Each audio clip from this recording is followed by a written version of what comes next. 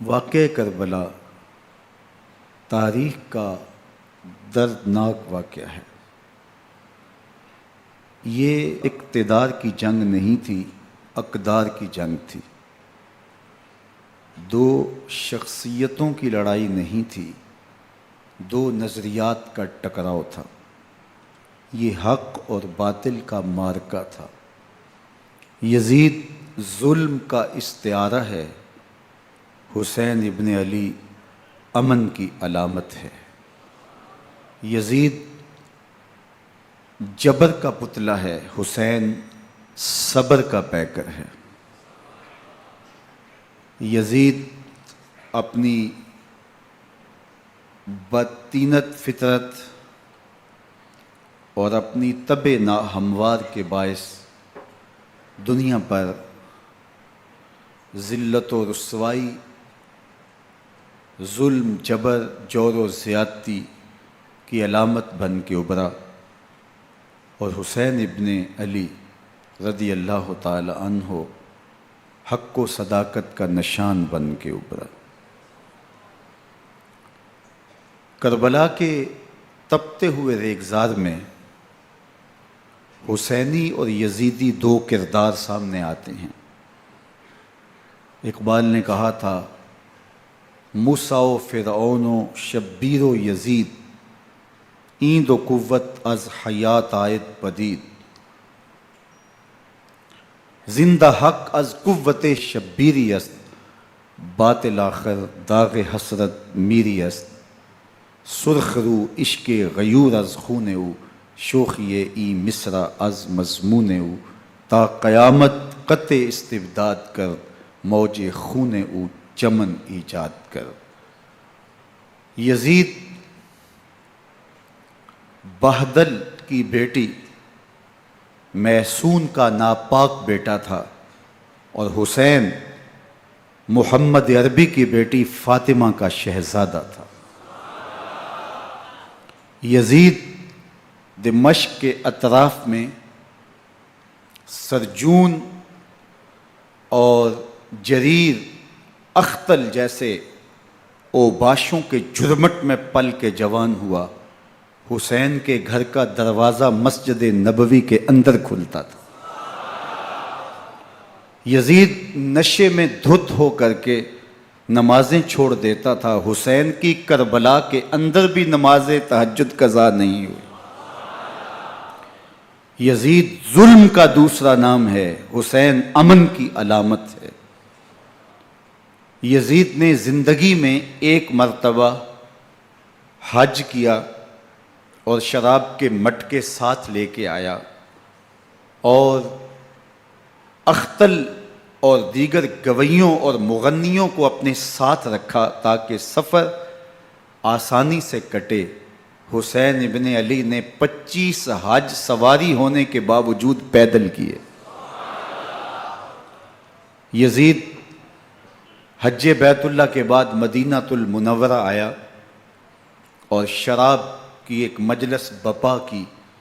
حضرت امام حسین رضی اللہ تعالی عنہ جب وہاں پہنچے تو شراب کی پھیلی ہوئی بدبو کو محسوس کرتے ہوئے فرمایا، یہ بو کیسی ہے؟ تو نشے میں دھت یزید بولا، یہ شام میں بنتی ہے، اور ایک جام منگوایا اور اس کو پیتے ہوئے دوسرا جام حضرت امام حسین رضی اللہ تعالی عنہ کی طرف بڑھاتے ہوئے کہا، ابا عبداللہ لیجئے۔ تو حضرت امام حسین رضی اللہ تعالیٰ عنہ نے فرمایا، میں اس کی طرف دیکھتا بھی نہیں ہوں، اور پھر وہ عشقی اشعار پڑھنے لگا۔ جب یزید کی شراب نوشی کا منظر امام حسین رضی اللہ تعالیٰ عنہ اپنی آنکھوں سے دیکھ چکے تھے تو مجھے بتاؤ، یزید کے ہاتھ پہ امام حسین کا پاک ہاتھ کیسے آتا؟ حضرت امام حسین رضی اللہ تعالیٰ عنہ جس ماحول میں پلے تھے، جس ماحول میں پرورش پائی تھی، جس ماحول میں رہے تھے، وہ پاکیزہ اور تقدس مآب ماحول تھا۔ اور یزید کبھی اطراف دمشق میں، کبھی غوطہ میں، کبھی الخضرہ محل میں، اور کبھی کہاں داد عیش دیتا رہا اور لہو و لعب کے اندر مصروف رہا، اور اس کی زندگی ان چیزوں سے عبارت تھی۔ وہ محرمات کو حلال قرار دیتا، شراب نوشی اس کی ہڈیوں میں رچی ہوئی تھی، اور شریعت بیضا کا مذاق اڑایا کرتا۔ اور حسین ابن علی رضی اللہ تعالی عنہ کی دوستیاں جن لوگوں سے تھی وہ عبداللہ ابن عباس تھے، عبداللہ ابن عمر تھے، حضرت عبد الرحمن بن ابو بکر رضی اللہ تعالی عنہ تھے۔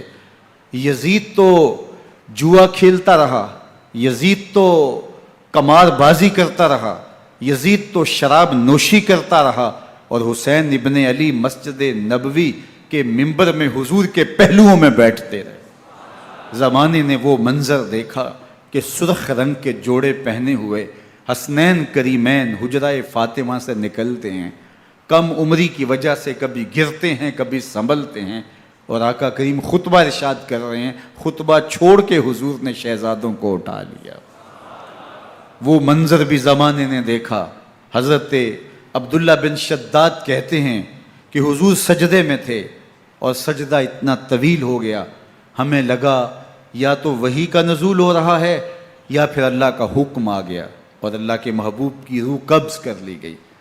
لیکن میں نے جب نظریں اٹھا کے ننکیوں سے دیکھا تو کیا منظر تھا کہ حسین ابن علی حضور کی پشت پہ بیٹھے ہوئے اور میرے آقا سجدے کو طول دے رہے ہیں۔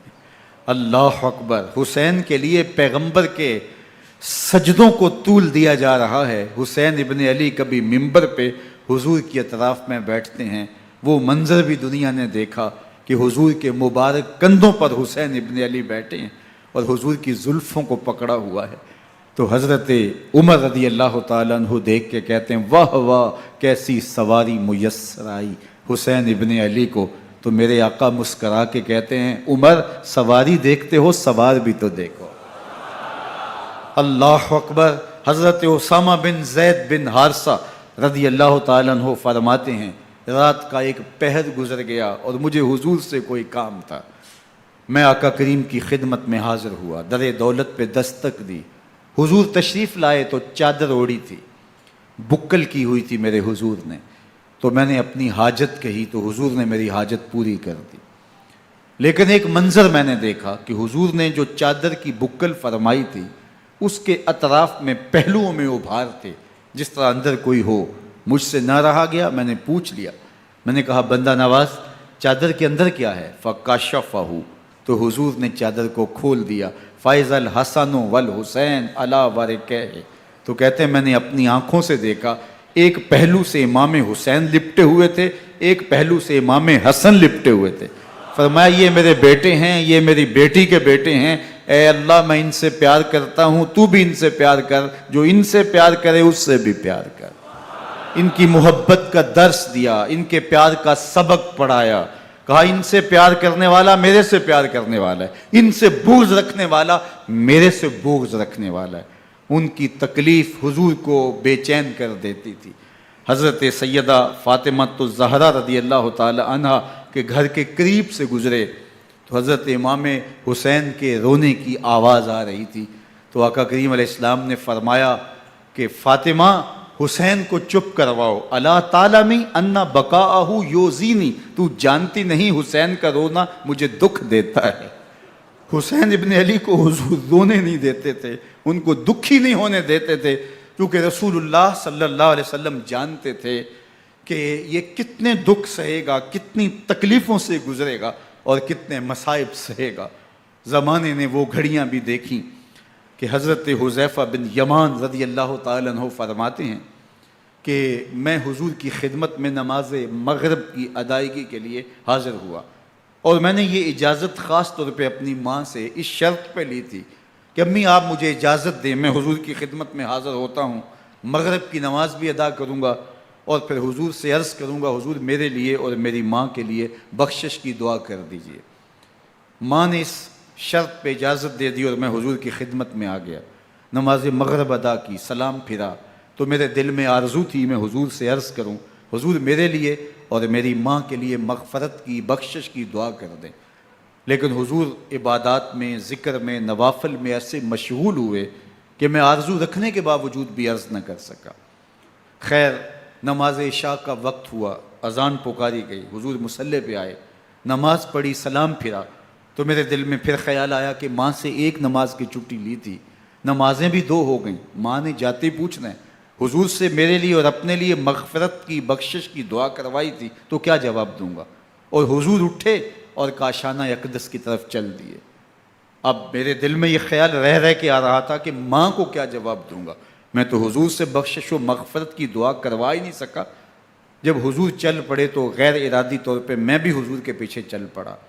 چلنے میں تھوڑی سی رفتار تیز ہو گئی، جس سے قدموں کی آہٹ پیدا ہوئی، تو جب آواز پیدا ہوئی تو حضور نے رخ پھیرے بغیر فرمایا من ھذا، میرے پیچھے پیچھے کون آ رہا ہے؟ پھر خود ہی کہا حذیفہ تو نہیں؟ تو میرا دل دھڑک رہا تھا، قلت نعم، میں نے کہا جی حضور میں حذیفہ ہوں۔ فرمایا ما حاجتک غفر اللہ لک ولامک، کیا کام ہے؟ اللہ تجھے بھی بخش دے، تیری ماں کو بھی بخش دے۔ اب جو کام تھا وہ جنبش لب سے پہلے ہی ہو گیا، یہاں تو لفظوں کا سہارا بھی نہیں لینا پڑتا، وہ بند لبوں کی بولیاں بھی سنتے ہیں۔ اقبال بولا ہے فروغت صبح آثار و دہور، چشم تو بی نندائے ما فی الصدور، تیری نظر تو سینوں کے چھپے راز بھی دیکھتی۔ تو کہا ما حاجتوں کا غفر اللہ لک ولامک، اللہ تجھے بخش دے، تیری ماں کی بھی مغفرت کر دے، کیا کام ہے؟ اب جو کام تھا وہ تو ہو گیا۔ تو میرے حضور نے ارشاد فرمایا حذیفہ سنو، ابھی ایک فرشتہ آیا ہے جو اس سے قبل دھرتی پر پہلے کبھی نہیں آیا، آج پہلی مرتبہ اللہ سے اجازت لے کے 2 کام کرنے آیا ہے، ایک تو مجھے سلام کرنے آیا ہے اور دوسرا خوشخبری دینے آیا ہے کہ آپ کی بیٹی فاطمہ جنتی عورتوں کی سردار ہے اور حسن اور حسین جنتی جوانوں کے سردار۔ ایک طرف یزید ناپاک میسون کا پلیت بیٹا، اور ایک طرف محمد عربی کا نواسا، فاطمہ کے دودھ کا اثر، علی المرتضیٰ کے خون کی تاثیر، رسول اللہ صلی اللہ علیہ وسلم کے کندھوں پہ بیٹھنے والا۔ ایک دن حضور نے امام حسین رضی اللہ تعالیٰ عنہ کے ہاتھ پکڑ لیے اور ان کے پاؤں اپنے پاؤں پہ رکھے اور پھر فرمایا بیٹے آگے بڑھو، اور ان کے پاؤں حضور کی پنڈلیوں پہ آئے، پھر کہا بیٹے اور آگے بڑھو، حتیٰ کہ ان کے پاؤں حضور کی رانوں پہ آئے، پھر فرمایا بیٹا اور آگے بڑھو، تو ان کے پاؤں حضور کے مبارک بطن اقدس پہ آئے، پھر بازوؤں کو کھینچ کے اپنے قریب کیا اور حسین ابن علی کے منہ میں اپنی زبان رکھ دی، اور وہ اس طرح چوس رہے تھے جس طرح کھجور چوسی جاتی ہے۔ تو اللہ کے محبوب علیہ السلام نے حسین ابن علی کو اپنی زبان کا لعاب دہن دے کر کے، وہ شیر رحمت دے کر کے، وہ کوثر و تسلیم سے پاکیزہ تر آب رحمت عطا کر کے ان کی ہمیشہ کے لیے پیاس بجھا دی، تاکہ کل کربلا کے تپتے ہوئے ریگزار میں حسین ابن علی کو پیاس کی شدت تنگ نہ کرے اور پائے استقلال میں لغزش نہ آنے پائے۔ ان نازوں سے پالے ہوئے حسین کو، ان محبتوں سے پالے ہوئے حسین ابن علی کو امتحان بھی اتنے بڑے درپیش تھے۔ یاری تیری سونا پر ازمیشاں تیریاں اگ، سونا پرکھیا جامدہ ہے نال اگاں دے لگ۔ جتنا بڑا شخص ہوتا ہے اتنی آزمائشیں بھی بڑی ہوتی ہیں۔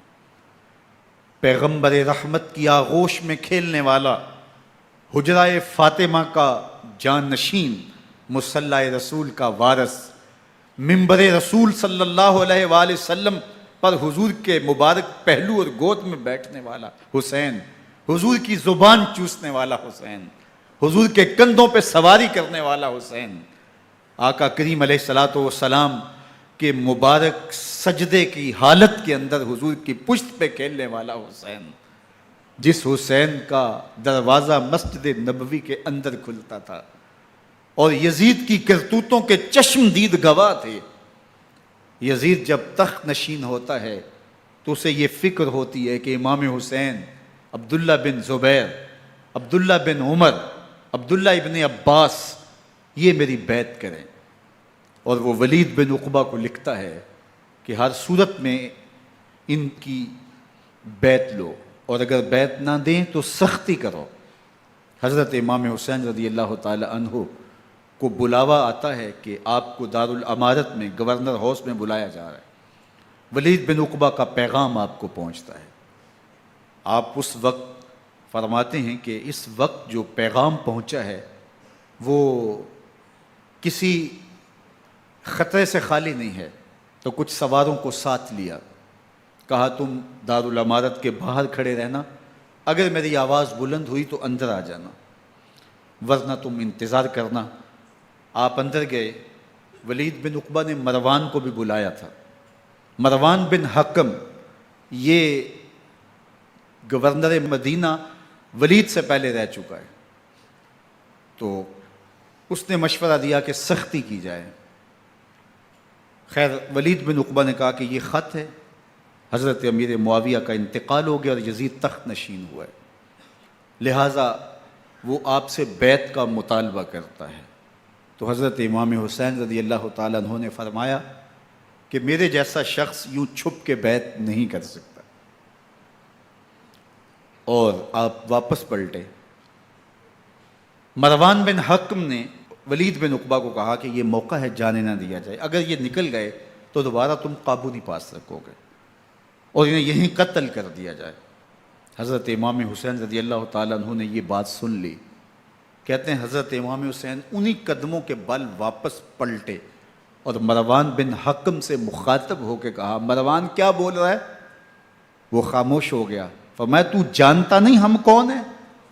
آنا حسین ابن علی ابن ابی طالب، میں حسین ہوں، میں علی کا بیٹا ہوں، ہمارے گھر میں قرآن اترتا رہا ہے، وحی کا نزول ہوتا رہا ہے، اور یزید فاسق ہے، فاجر ہے، مسلمانوں کا قاتل ہے اور شرابی ہے، میں ڈنکے کی چوٹ پہ یزید کی بیعت سے انکار کرتا ہوں۔ بس حیدری کچھار سے محمدی شیر نکل آیا ہے۔ اب اوسان خطا ہو گئے، راستہ چھوڑ دیا، واپس آئے، سیدہ زینب سے ملے، کہا مدینے کو چھوڑنا پڑے گا۔ کہا بھیا کیا ہوا؟ کہا یزید بیعت لینے پہ مصر ہے اور میں کسی صورت بھی بیعت نہیں کروں گا۔ رسول اللہ کا مدینہ ہمارے خون سے لالا زار بنے گا، میں نہیں چاہتا کہ حضور کے شہر نور کی حرمت پامال ہو۔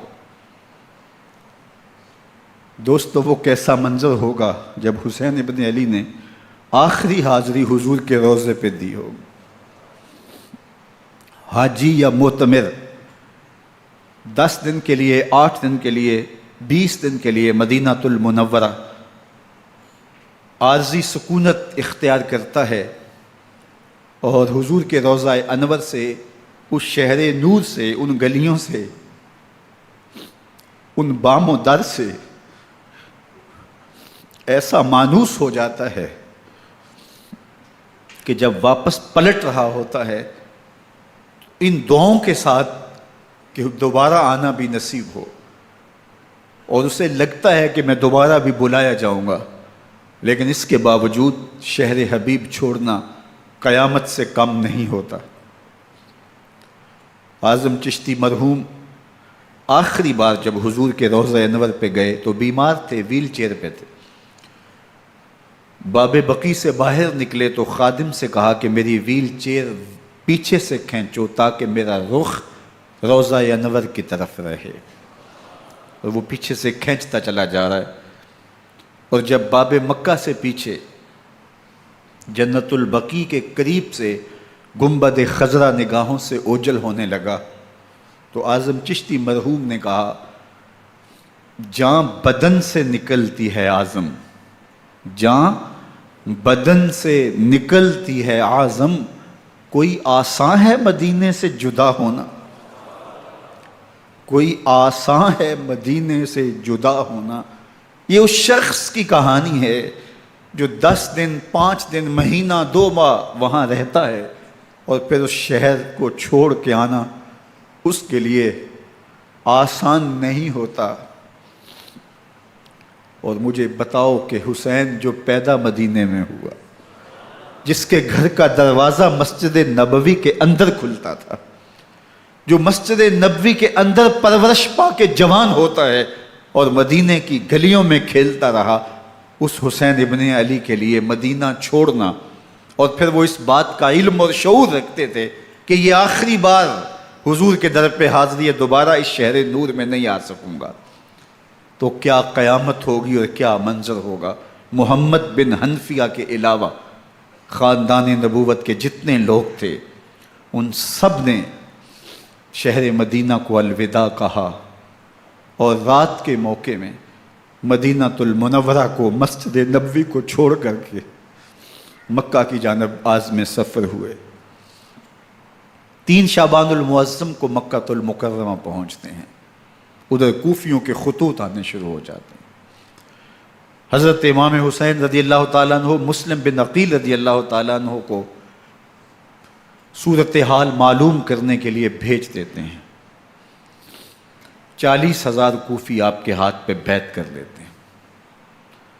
ادھر 25 پیدل حج کرنے والے حضرت امام حسین 8 ذی الحج کو احرام باندھتے ہیں، لیکن آپ کو پتہ چلتا ہے کہ حاجیوں کے روپ میں قاتل چھپا دیے گئے، تو آپ اس احرام کو حج کی بجائے عمرے میں بدلتے ہیں اور کوفے کی جانب عازم سفر ہوتے ہیں۔ کائنات والو، ذرا سینے پہ ہاتھ رکھ کے دیکھو کہ یہ کتنا مشکل مرحلہ تھا۔ اس دین کی آبرو کو بچانے کے لیے حضرت امام حسین رضی اللہ تعالیٰ عنہ نے کتنا بڑا قدم اٹھایا۔ آپ کے بہی خواہ، دوست، احباب عبداللہ بن عمر یہ سارے روکتے ہیں۔ عبداللہ بن عباس کہتے ہیں حضرت نہ جائیے، الکوفی لا یوفی، کوفی کبھی وفا نہیں کرتے، آپ کے والد کو وہاں شہید کیا گیا، لیکن آپ ایک فرض کو نبھانے جا رہے ہیں۔ میرے غم گسارو، میرے مہربانوں، نہ روکو مجھ کو جانے دو، مجھے نانے کے دی کی ڈوبتی کشتی بچانے دو، میں جاتا ہوں کہ دنیا پر وفا کا نام رہ جائے، میں رہوں نہ رہوں پر عظمت اسلام رہ جائے۔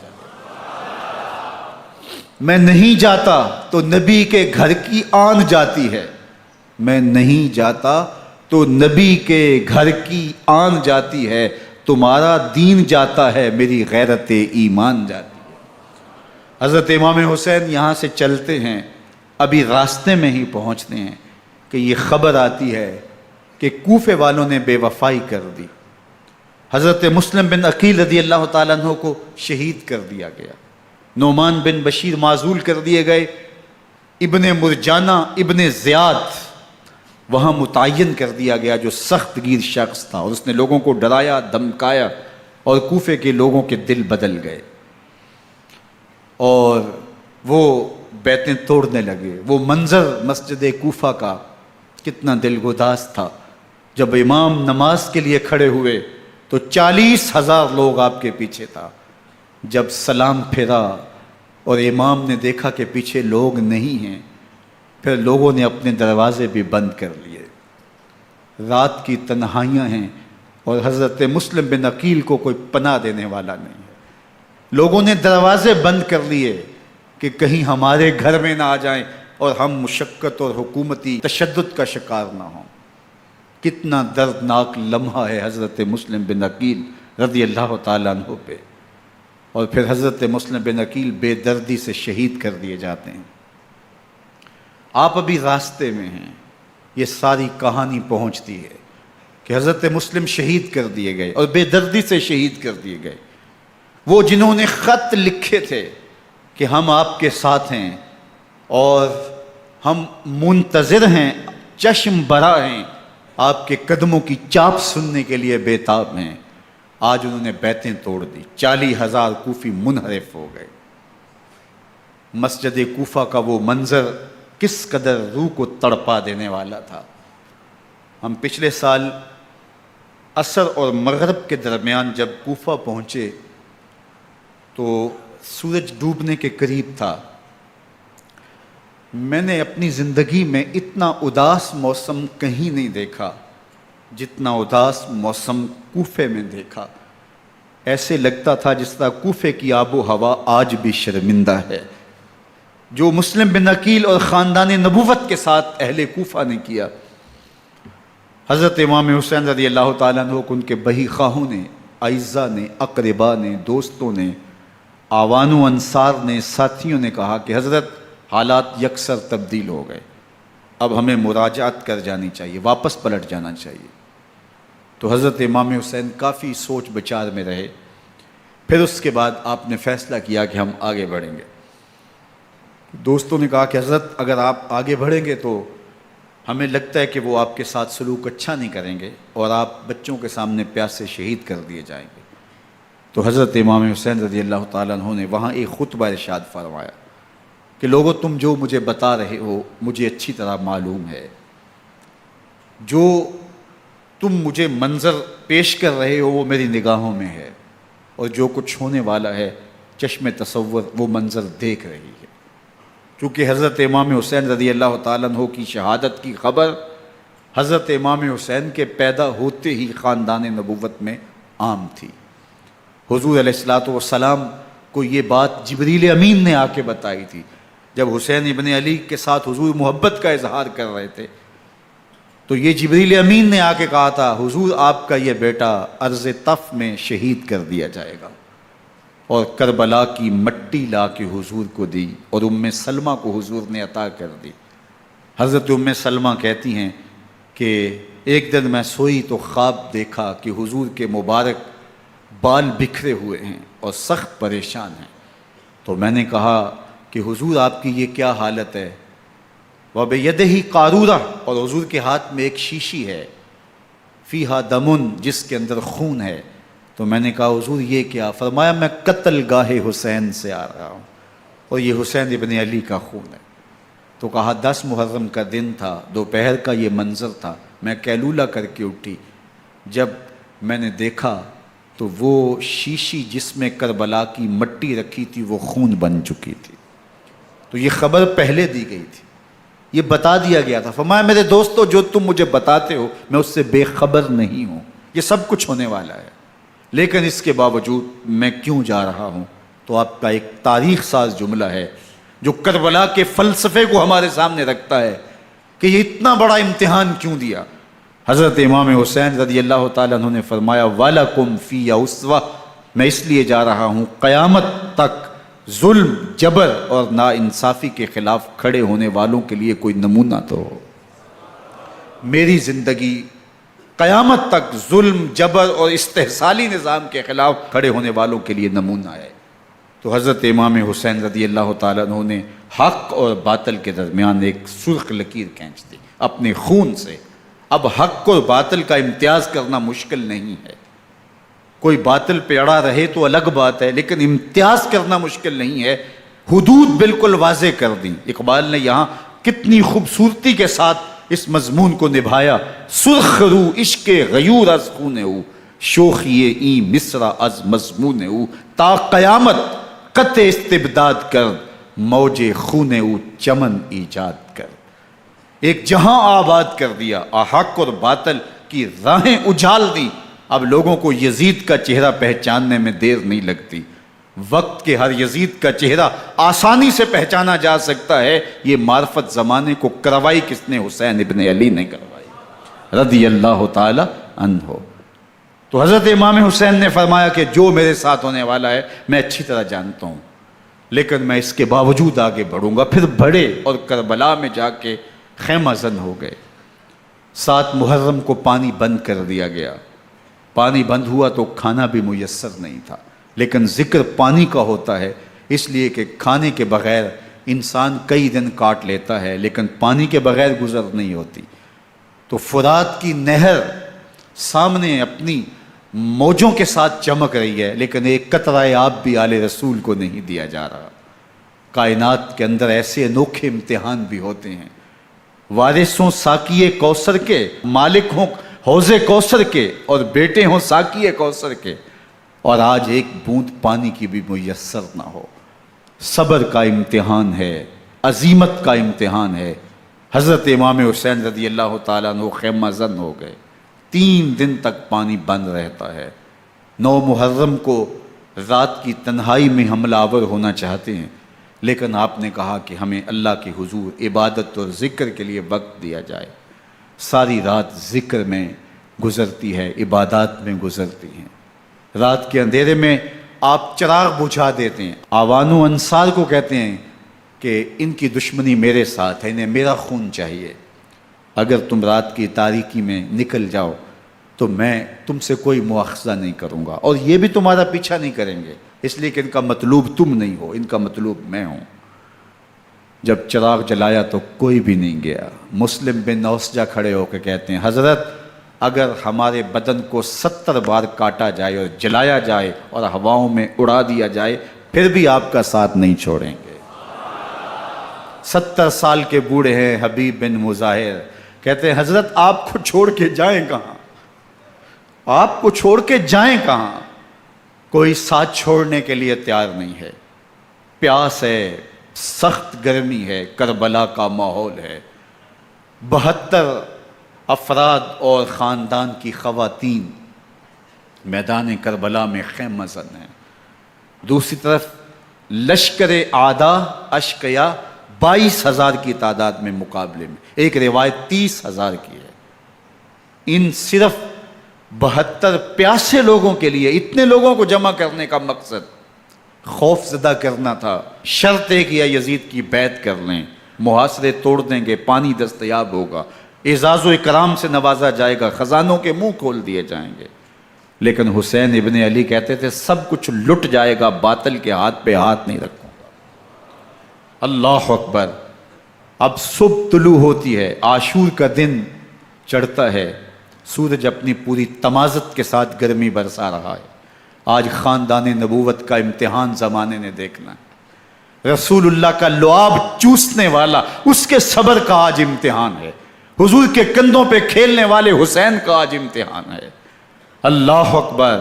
حسین ابن علی تمام حجت کرتے ہیں میں نے تمہارا کچھ نہیں بگاڑا، میں نے کسی کا خون نہیں کیا، میں نے کوئی زیادتی نہیں کی، تم کیوں میرے قتل کے در پہ ہو؟ تم جانتے نہیں میں کون ہوں؟ میں تمہارے نبی کا نواسا ہوں، رسول اللہ صلی اللہ علیہ وآلہ وسلم کے کندھوں پہ کھیلتا رہا ہوں، حضور کا لعاب چوستا رہا ہوں، اور میں بوسہ گاہ رسول صلی اللہ علیہ وآلہ وسلم ہوں۔ لیکن ان اشقیاء کے دل پر کوئی چیز اثر انداز نہیں ہوتی۔ ایک ہور ہے، اللہ اس کے دل میں نرمی ڈالتا ہے۔ پہلے تو امام حسین کو گھیر کے لے کر کے آتا ہے، لیکن بعد میں وہ قافلہ یزید سے قافلہ حسین کی طرف آ جاتا ہے۔ امام حسین فرماتے ہیں تو دنیا میں بھی ہور ہے، آخرت میں بھی ہور ہے، آزادی مل جاتی ہے۔ باقی 22,000 کا لشکر جرار امام حسین کے قتل کے در پہ ہے۔ پھر تاریخ نے خاندان نبوت کا وہ انوکھا امتحان دیکھا۔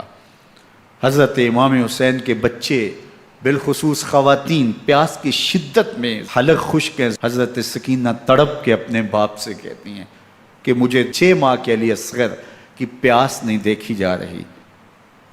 بچے کو ہاتھوں پہ اٹھاتے ہیں اور نہر فرات کے کنارے پہنچ کے فرماتے ہیں اشقیاء سے مخاطب ہو کے تمہارا معاملہ میرے ساتھ ہے، اس 6 ماہ کے بچے نے تمہارا کچھ نہیں بگاڑا، اور چلو بھر کے اس کا حلق سیراب کرنا چاہتے ہیں۔ ایک 2 شاخہ تیر آتا ہے جو حضرت علی اصغر کے گلے کو چیر دیتا ہے۔ راوی لکھتے ہیں کہ وہ عام تیر نہیں تھا، جانوروں کو شکار کرنے کے لیے جو بڑے تیر ہوتے ہیں وہ 2 شاخہ تیر تھا۔ وہ گردن کو کاٹ دیتا ہے، خون بہنے لگتا ہے، گردن لٹک جاتی ہے۔ حضرت امام حسین وہ بہتا ہوا خون اپنے چلو میں لیتے ہیں اور آسمان کی طرف اچھال کے کہتے ہیں مالک حسین کی یہ قربانی بھی قبول فرما۔ یہ تماشا لب بام نہیں ہے۔ بچہ بیمار ہو، ڈاکٹر جواب دے دیں، ماں باپ کے ہاتھ پھول جاتے ہیں۔ زندگی کی سانسیں ابھی چل رہی ہوتی ہیں، لیکن ڈاکٹر کہے کہ یہ میرے بس کا روگ نہیں ہے، کہیں اور لے جاؤ، تو زندگی کا لف و نشر غیر مرتب ہو جاتا ہے۔ میں سلام پیش نہ کروں حسین ابن علی کو، 6 ماہ کا علی اصغر ہاتھوں میں دم توڑتا ہے، گردن لٹک جاتی ہے، خون بہہ رہا ہے۔ اب خیموں کی طرف بڑھ رہے ہیں، لیکن زبان پہ شکایت نہیں ہے۔ کہتے ہیں مالک حسین کی یہ قربانی قبول کر لے۔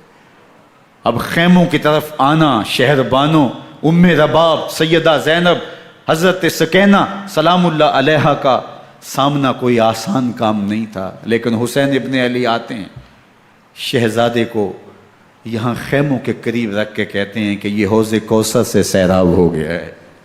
اللہ اکبر، کوہرام مچ جاتا ہے خیموں کے اندر، کیا منظر ہوگا اور ان کو کن الفاظ کے پیرائے میں ڈھال کر کے ان کیفیات کو بیان کیا جا سکتا ہے جو اہل بیت کے خیموں کے اندر علی اصغر کی شہادت کے بعد کا منظر رقم ہو رہا ہوگا۔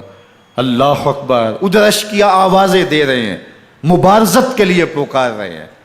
زمانے نے پھر وہ منظر بھی دیکھا کہ جوان بیٹے کو 18 سال کی کمائی حضرت امام حسین میدان عمل میں بھیج رہے ہیں۔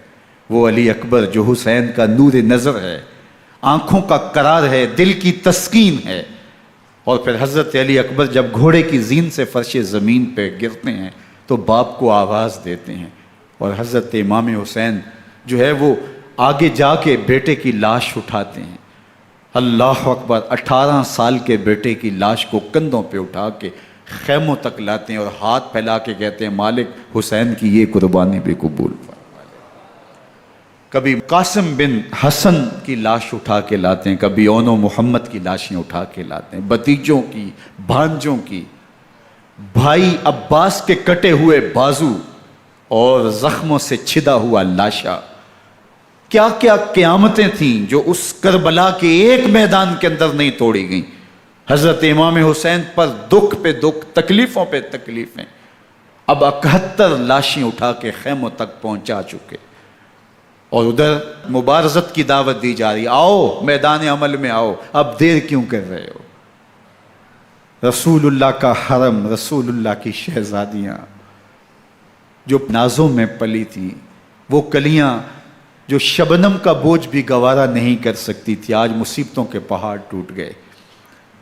حضرت امام حسین کبھی شہربانوں کو، کبھی ام رباب کو دلاسا دیتے ہیں، کبھی حضرت زینب کو کہتے ہیں۔ حضرت زینب کربلا کے اس میدان کے اندر بڑے حوصلے کے ساتھ اپنے بھائی کے ساتھ کھڑی رہی، اپنے 2 بیٹے راہ خدا میں پیش کیے، ان کی لاشیں وصول کیں، لیکن زینب جس جرأت کے ساتھ، جس پامردی کے ساتھ اس سارے منظر کو حوصلے کے ساتھ سہتی رہی، وہ یقیناً حوصلہ سیدہ زینب سلام اللہ علیہا کا ہی ہے۔ لیکن یہ وہ منظر تھا کہ زینب کا دل بھی ڈول گیا جب حسین ابن علی گھوڑے پہ بیٹھنے لگے اور ان کو گھوڑے میں بٹھانے والا کوئی نہیں تھا، اور جو بھی سوار جاتا پھر واپس اس کی لاش ہی آتی اور حسین ابن علی لے کے آتے۔ آج حسین ابن علی جا رہے ہیں، زندگی کا سارا سرمایہ لٹ رہا ہے، حضرت زینب سلام اللہ علیہا سنبھل نہیں رہی۔ حضرت امام رضی اللہ تعالیٰ عنہ اٹھے اور آپ نے حضرت زینب کو صبر کی تلقین کی اور کہا کہ صبر ہی بہترین ذریعہ ہے اور اللہ کی قربت کا ایک بہترین سبب ہے، اور ان کو صبر کی تلقین کرتے ہوئے فرمایا کہ میرے بعد تم نے اس ذمہ داری کو سنبھالنا ہے اور ان مخدرات اسلام کی، ان شہزادیوں کے پردے کی تم نے حفاظت کرنی ہے۔ اور پھر گھوڑے کی زین کس کے امام حسین لشکر اشکیا کی طرف بڑھتے ہیں۔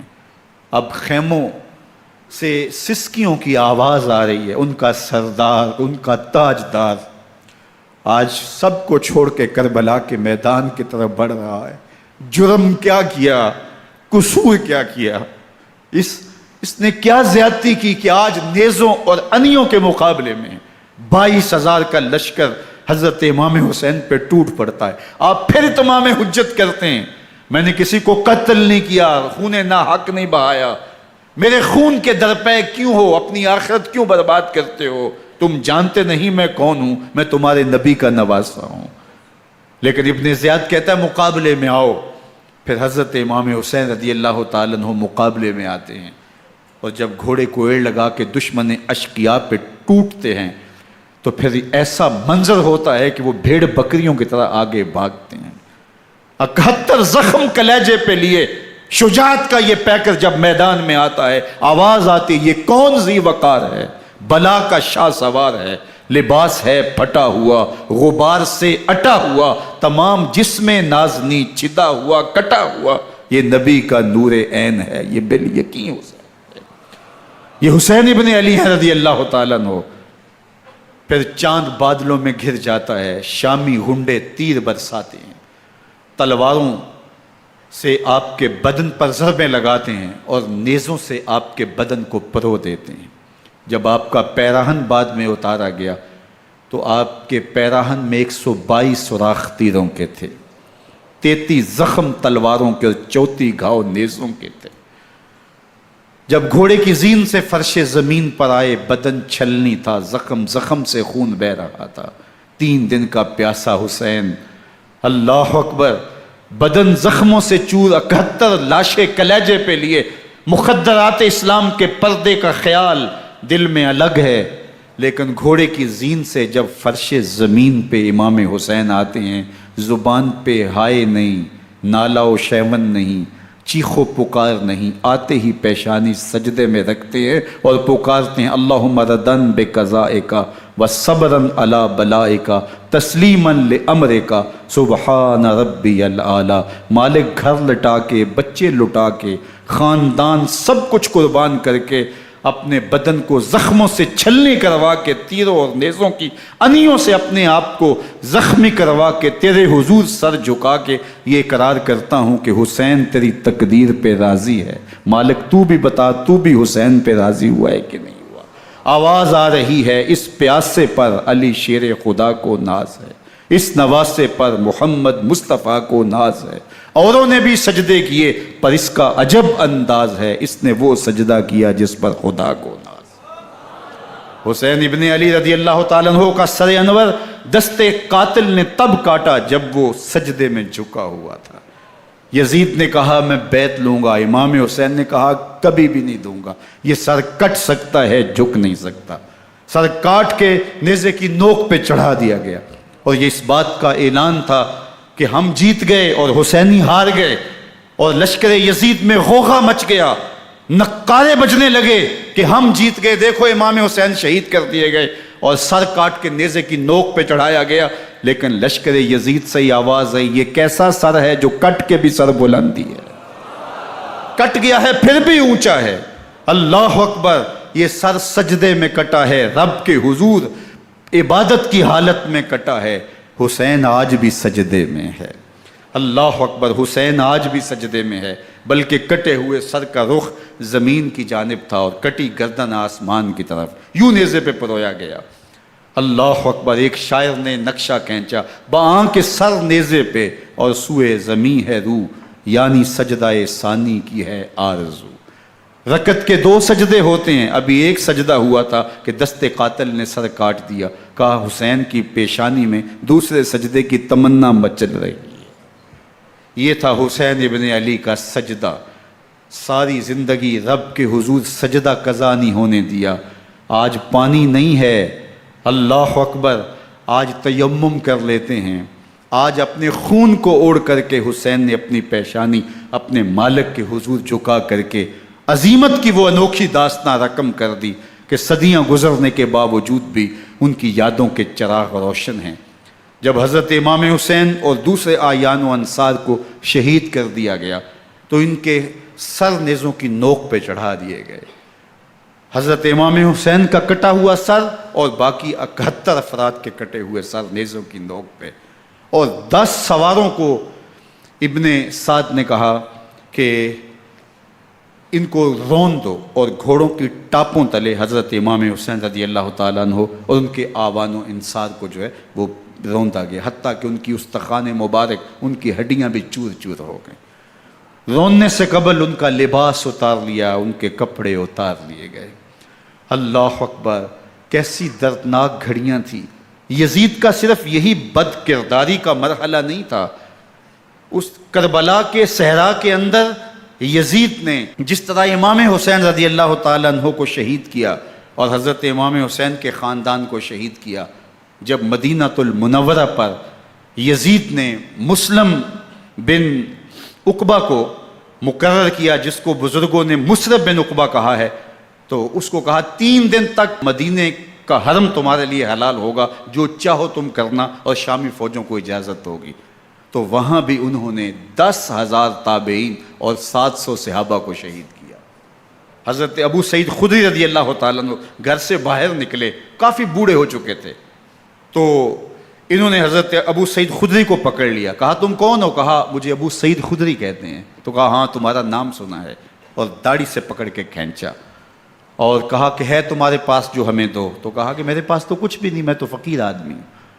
تو ان کے گھر ان کو لے گئے، تو 2 کبوتر رکھے تھے حضرت ابو سعید خدری نے، تو وہ کبوتر لوٹ کے لے گئے۔ اللہ اکبر۔ حضرت ابن سنان رضی اللہ تعالیٰ عنہ کو، جو حضور کے علم بردار تھے فتح مکہ کے دن، ان کو ستو پہلے پلائے اور پھر ان کی گردن کاٹی گئی، اور کہا یہ ہے وہ ستو جو تم زندگی میں آخری بار پیو گے۔ ایک گھر میں داخل ہوئی شامی فوج، تو ایک خاتون کے ابھی بچہ پیدا ہوا تھا، اور قابلہ نے، دائیا نے، وہ بچہ ماں کی چھاتی پہ لٹایا، اور وہ ماں کا پہلا دودھ پی رہا تھا۔ تو یہ جا کے کہنے لگے نکالو تمہارے پاس جو کچھ ہے۔ تو اس خاتون نے کہا تم جانتے ہو یہ بچہ کون ہے؟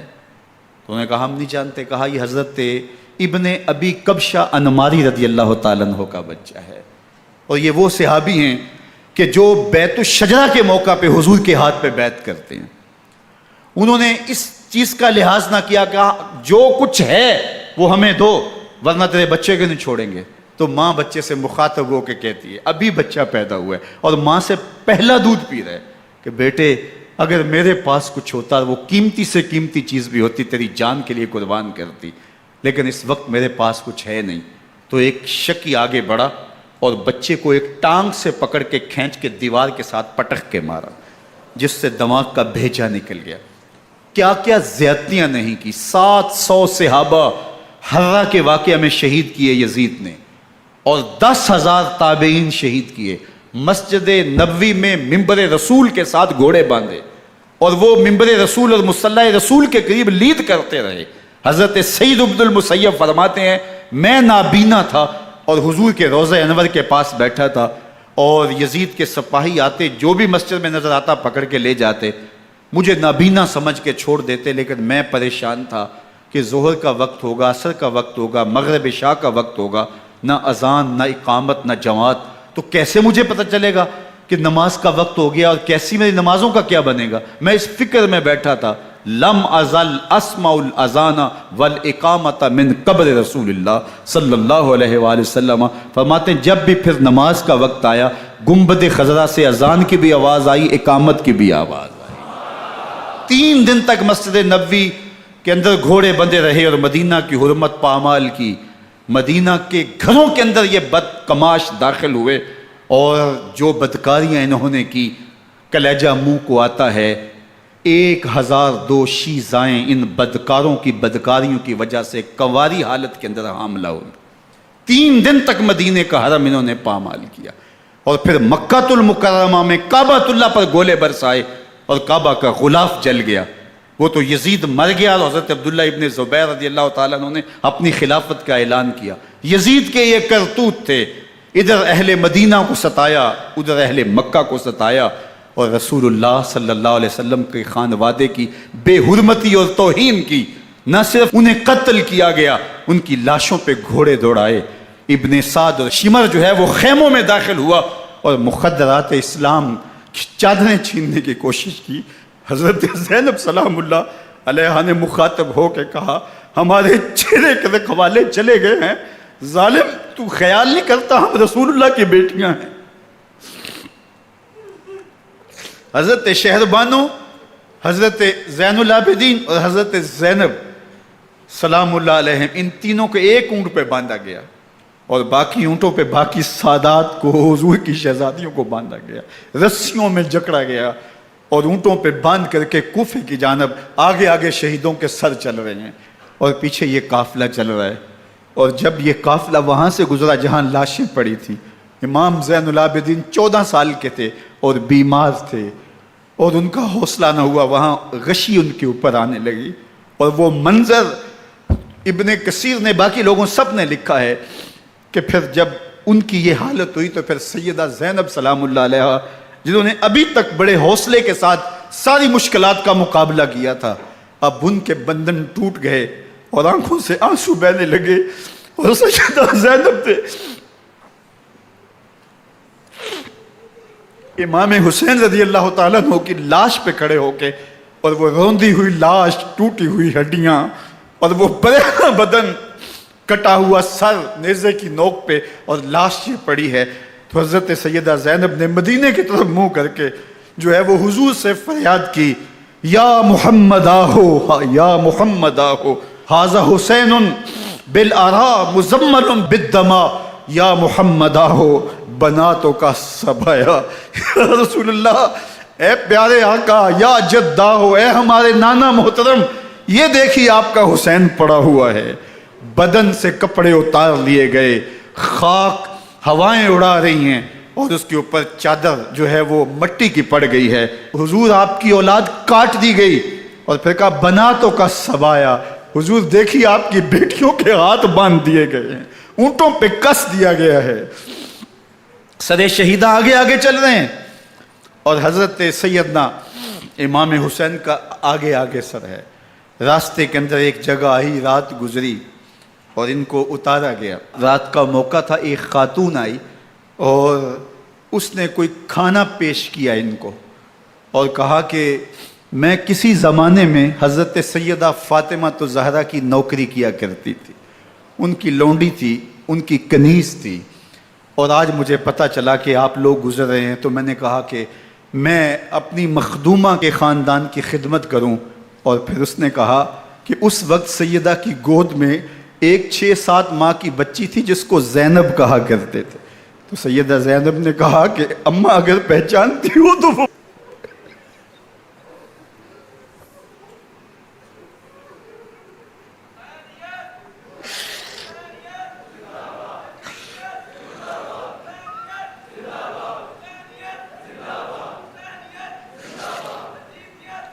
یہ تاراج اور لٹا ہوا کارواں پھر وہاں سے کوفے میں کیسے پہنچا، اور کوفے کے اندر سیدہ زینب سلام اللہ علیہا نے وہ یزید کے دربار میں، ابن زیاد کے دربار میں وہ جرأت آمیز جو باتیں کہیں، اللہ اکبر، زینب کی زبان میں علی کی خطابت بول رہی تھی، اور پھر دشمن اور دوست سارے رونے لگے، اور وہ کیا دل گداز منظر تھے.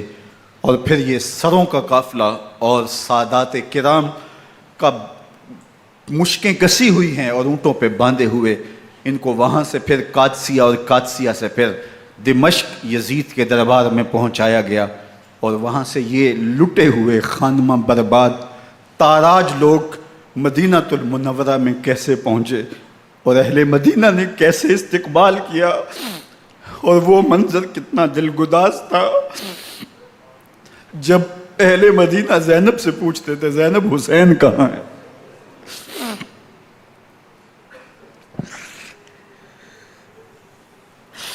بے مروت بے وفا تیرا بھی کیا افسانہ ہے، جس نے اپنی ہی شمع کو گل کیا تو وہ پروانہ ہے.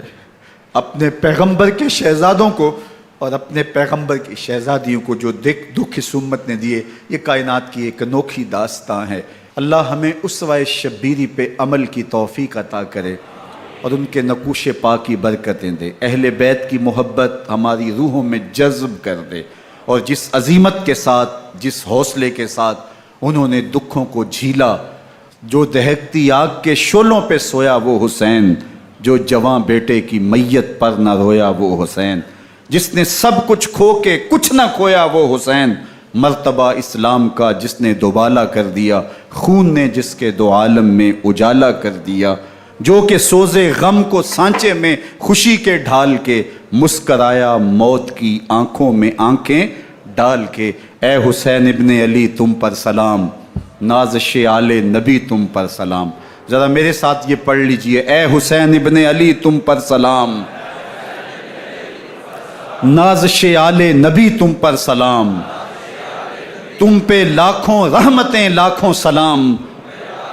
اے شہیدان محبت کے امام، لالا گوں لالا بدن لالا کفن، اے چمن اندر چمن، زندگی ہی زندگی تیری حیات اے حیات اندر حیات اندر حیات، افتخار ملت بیضا ہے تو، رب کعبہ کی قسم یکتا ہے تو، فخر کا دل میں دریچہ باز کرنا چاہیے، جن کا تو آقا ہے ان کو ناز کرنا چاہیے۔ وآخر دعوانا ان الحمد للہ۔